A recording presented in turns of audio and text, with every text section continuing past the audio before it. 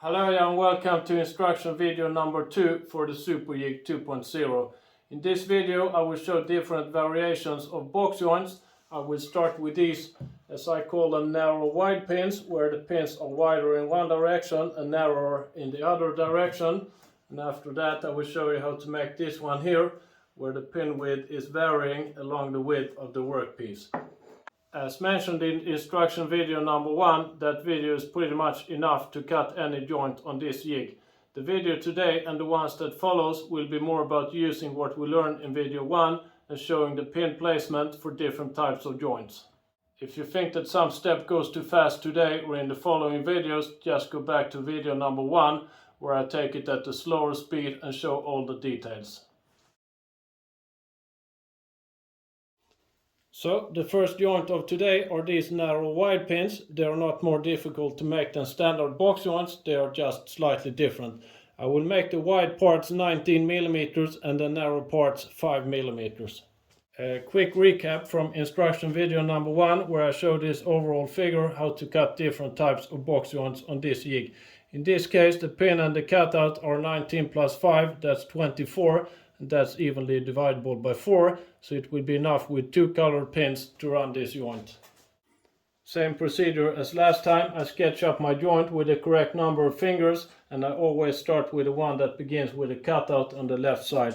Then I calculate my cut positions from the left side.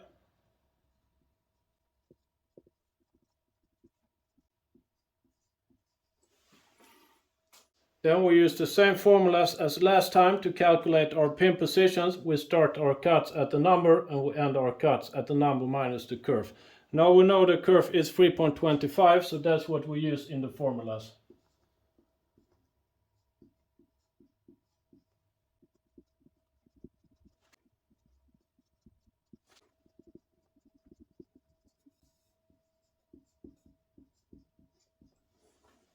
As mentioned, this joint only requires 2 colored pins, so in the 0 I place the green pin and in 1.75 I place the red pin. Just as for the standard box joint, after the required number of colored pins for this joint, the pattern will repeat itself: green, red, green, red, green, red, and so on. And these pin positions are identical to these ones. And as mentioned in video number 1, for this position you can either use the layout lines or calculating the numbers. I head over to the jig and start by setting the blade height.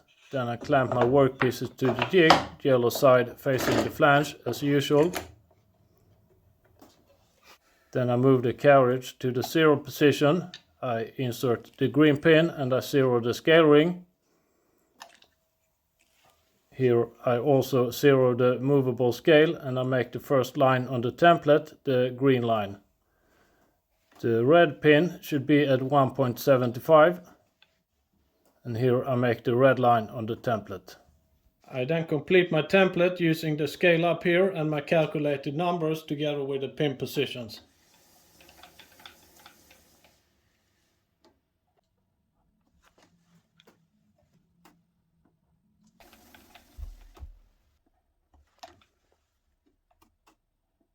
Template is completed, and just as for the standard box joints, for the first row, when I have cutouts on both left and right sides, I will start well before this green line and I will end after this red line.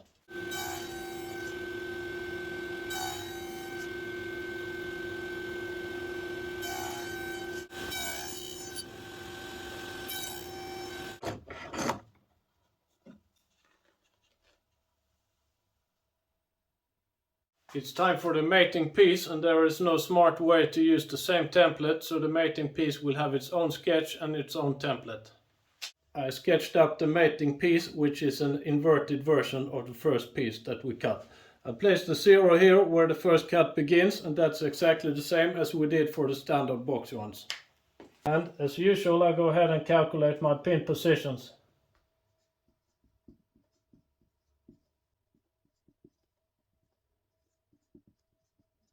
And just as for the first row, we need 2 colored pins for this.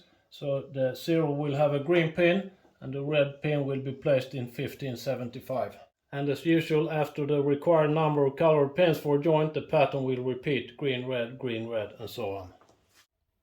For those of you who prefers layout lines over numbers, I can tell you that the first row we cut are the best layout lines you can ever have for making the template for the mating piece.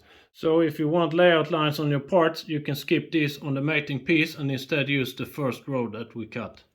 Just as for the standard box joints, I begin the mating piece by moving the 0 1 finger thickness, and 1 finger thickness in this case is 5 millimeters. So after one turn I moved it 4 millimeters, and then another 1.0, and there I moved it 5 millimeters. And in this position I also zero the scale ring and the movable scale. For making the template for the mating piece, I start this by flipping my existing template, then I have the narrow pins on one side and the wider pins on the other side. As usual, a green line in the 0 position. The red pin should be at 1575, and I use the control wheel to set this position. So there I'm at 4, 8, 12 and then another 3.75. So in that hole I put the red pin. And there I make a red line on the template.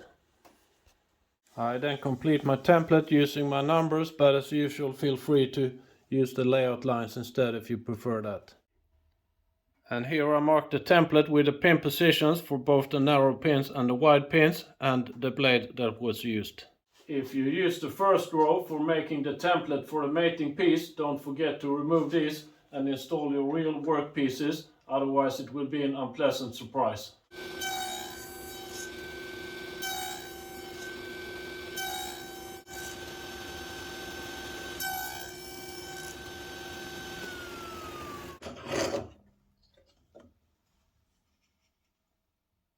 I did this in different kind of wood to show you different combinations.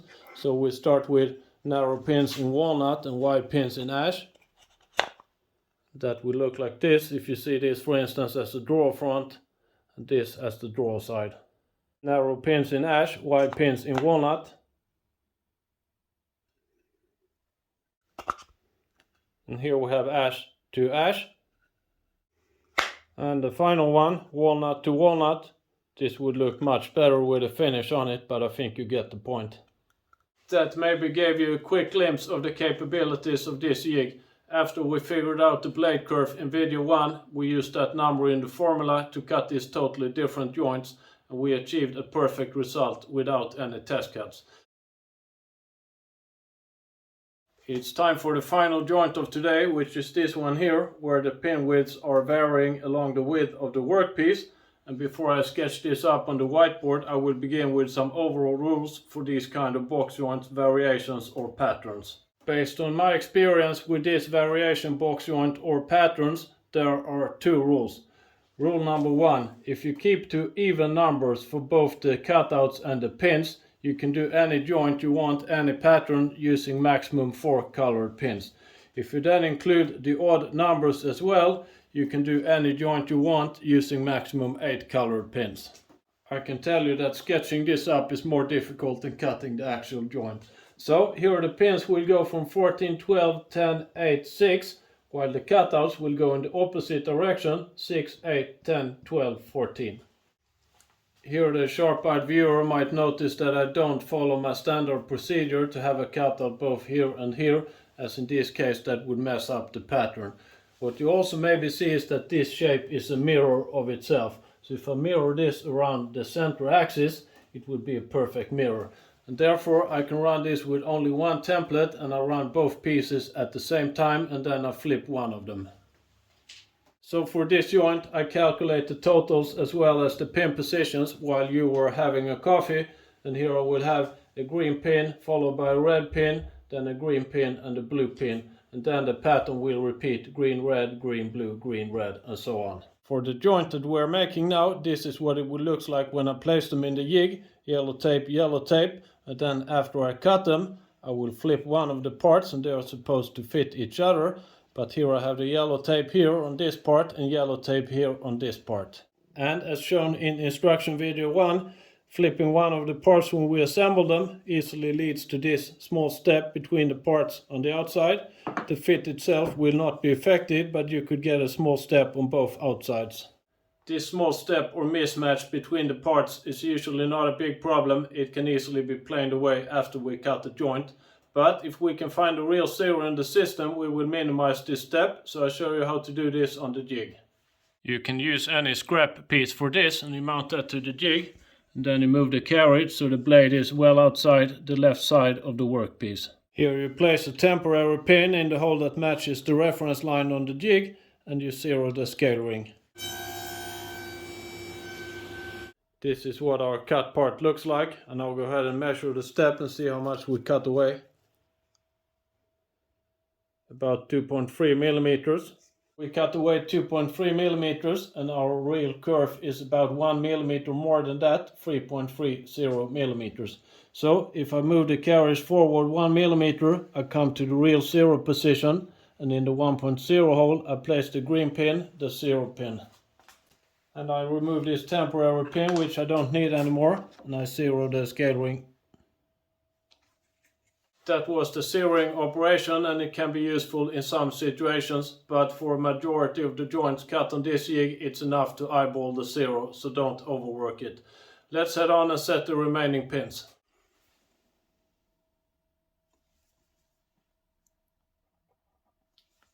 Red pin at 2.75. Green pin again at 20, so I'm at 4, 8, 12, 16, 20. And the final pin, blue pin at 24.75, we're at 20, 24 and another 0.75 blue pin. And as usual, with all the pins in the control wheel, I complete my template using the scale up here together with my numbers. So next green pin at 40 millimeters. And so on, and the final red pin at 90.75. Template complete, and I go ahead and cut the joint.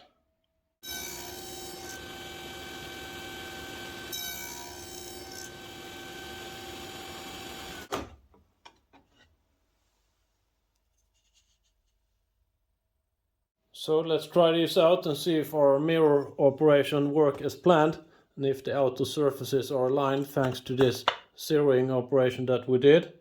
And that looks really good on both sides, no step anywhere, and the joint also looks very good and well seated.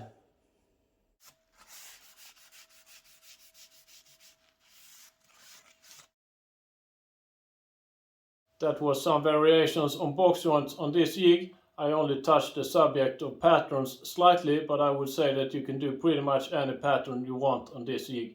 If you want to see a special pattern, write it in the comments and let's see if I can figure it out. That ends this second instruction video. I hope you enjoyed watching this and that I see you in part 3. Thank you very much.